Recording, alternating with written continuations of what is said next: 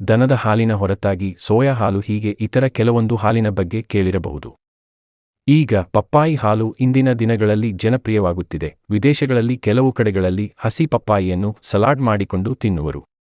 ಇದು ಅಲ್ಲಿ ತುಂಬಾ ಜನಪ್ರಿಯ ಕೂಡ. ನಮ್ಮ ದೇಶದಲ್ಲಿ ಕೂಡ ಹಸಿ ಪಪ್ಪಾಯಿಯನ್ನು ಬಳಸಿಕೊಂಡು ಕೆಲವೊಂದು ಬಗೆಯ ಖಾದ್ಯಗಳನ್ನು ತಯಾರಿಸುವರು. ಹಸಿ ಪಪ್ಪಾಯಿಯಲ್ಲಿ ಇರುವಂತಹ ಕೆಲವೊಂದು ಪೋಷಕಾಂಶಗಳು ದೇಹಕ್ಕೆ ಒಳ್ಳೆಯದು. ಆದರೆ ಇದನ್ನು ಗರ್ಭಿಣಿಯರು ಖಂಡಿತವಾಗಿಯೂ ಬಳಕೆ ಮಾಡಬಾರದು. ಗರ್ಭಪಾತವಾಗುವ ಸಾಧ್ಯತೆಗಳು ಇರುವುದು. ಹಸಿ ಪಪ್ಪಾಯಿ ಹಾಲಿನ ಬಳಕೆ ಬಗ್ಗೆ ವೈರಲ್ ವಿಡಿಯೋಗಳು ಹಾಗೂ ಸುದ್ದಿಗಳಿವೆ. ಇದರ ಬಗ್ಗೆ ಕೆಲವು ಗೊಂದಲಗಳು ಕೂಡ ಇವೆ. ಹಾಗಾದರೆ ಹಸಿ ಪಪ್ಪಾಯಿ ಹಾಲು ಎಂದರೇನು? ಹಸಿ ಪಪ್ಪಾಯಿಯಿಂದ ಪಡೆಯುವಂಥ ಹಾಲನ್ನು ಲ್ಯಾಟೆಕ್ಸ್ ಎಂದು ಕರೆಯಲಾಗುತ್ತದೆ. ಇದನ್ನು ಪ್ರೋಟಿಯೋಲೈಟಿಕ್ ಕಿಣ್ವ ಪಪೈನ್ ಎಂದು ಕರೆಯಲಾಗುತ್ತದೆ.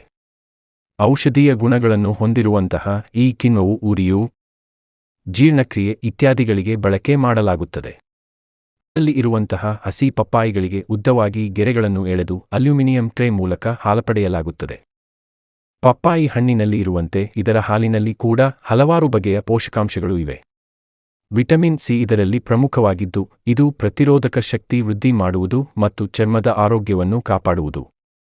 ಅದೇ ರೀತಿಯಲ್ಲಿ ವಿಟಮಿನ್ ಎ ಅಂಶವು ದೃಷ್ಟಿಯನ್ನು ಸುಧಾರಿಸುವುದು. ಪಪ್ಪಾಯದಲ್ಲಿ ವಿಟಮಿನ್ ಎ, ಸಿ ಮಾತ್ರವಲ್ಲದೆ ಎ, ಫಾಲಟೆ, ಪೊಟ್ಯಾಷಿಯಂ ಮತ್ತು ಡಯಟರಿ ಫೈಬರ್ ಅಂಶವೂ ಇದೆ.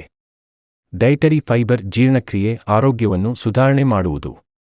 ಪೊಟ್ಯಾಷಿಯಂ ದೇಹದಲ್ಲಿ ದ್ರವಾಂಶವನ್ನು ಸಮತೋಲನದಲ್ಲಿ ಇಡುವುದು ಮತ್ತು ಪಪೈನ್ ಕಿಣ್ವವು ಜೀರ್ಣಕ್ರಿಯೆ ಸುಧಾರಣೆ ಮಾಡುವುದು. ಪಪ್ಪಾಯಿಯಲ್ಲಿ ಇರುವ ಪಪೈನ್ ಎನ್ನುವ ಅಂಶವು ಜೀರ್ಣಕ್ರಿಯೆ ವೃದ್ಧಿ ಮಾಡುವುದು. ಪಪ್ಪಾಯಿ ಹಾಲನ್ನು ಕುಡಿದರೆ ಅದರಿಂದ ಜೀರ್ಣಕ್ರಿಯೆ ಸಮಸ್ಯೆಗಳಾಗಿರುವ ಹೊಟ್ಟೆ ಉಬ್ಬರ ಮತ್ತು ಮಲಬದ್ಧತೆ ದೂರ ಮಾಡಬಹುದು. ರೋಗಗಳ ವಿರುದ್ಧ ಹೋರಾಡಲು ಪ್ರತಿರೋಧಕ ಶಕ್ತಿಯು ಪ್ರಬಲವಾಗಿರಬೇಕು. ಪಪ್ಪಾಯಿಯಲ್ಲಿ ಇರುವ ವಿಟಮಿನ್ ಸಿ ಅಂಶವು ಪ್ರತಿರೋಧಕ ಶಕ್ತಿ ವೃದ್ಧಿ ಮಾಡುವುದು. ಇದು ಸೋಂಕು ನಿವಾರಣೆಗೆ ಸಹಕಾರಿ. ಕೆಲವರಿಗೆ ಪಪ್ಪಾಯಿ ಮತ್ತು ಲ್ಯಾಕ್ಟೋಸ್ನಿಂದ ಅಸಹಿಷ್ಣುತೆ ಉಂಟಾಗುವುದು ಇದೆ. ಇದರಿಂದ ಪಪ್ಪಾಯಿ ಹಾಲನ್ನು ಸೇವನೆ ಮಾಡುವ ಮೊದಲು ಅದರ ಬಗ್ಗೆ ತಿಳಿದುಕೊಳ್ಳುವುದು ಒಳ್ಳೆಯದು. ಯಾವುದೇ ಮನೆಮದ್ದು ಅಥವಾ ಆಹಾರವಾದರೂ ಅದನ್ನು ಮಿತವಾಗಿ ಸೇವನೆ ಮಾಡಿದರೆ ಒಳ್ಳೆಯದು. ಪಪ್ಪಾಯಿ ಹಾಲನ್ನು ಕೂಡ ಸಮತೋಲಿತ ಆಹಾರ ಕ್ರಮದಲ್ಲಿ ಮಿತ ಪ್ರಮಾಣದಲ್ಲಿ ಸೇವನೆ ಮಾಡಬೇಕು. ಅತಿಯಾಗಿ ಸೇವನೆ ಮಾಡಿದರೆ ಅದರಿಂದ ಹೆಚ್ಚಿನ ಕ್ಯಾಲರಿ ಮತ್ತು ಪೋಷಕಾಂಶಗಳು ಸೇವನೆ ಮಾಡಿದಂತೆ ಆಗುವುದು.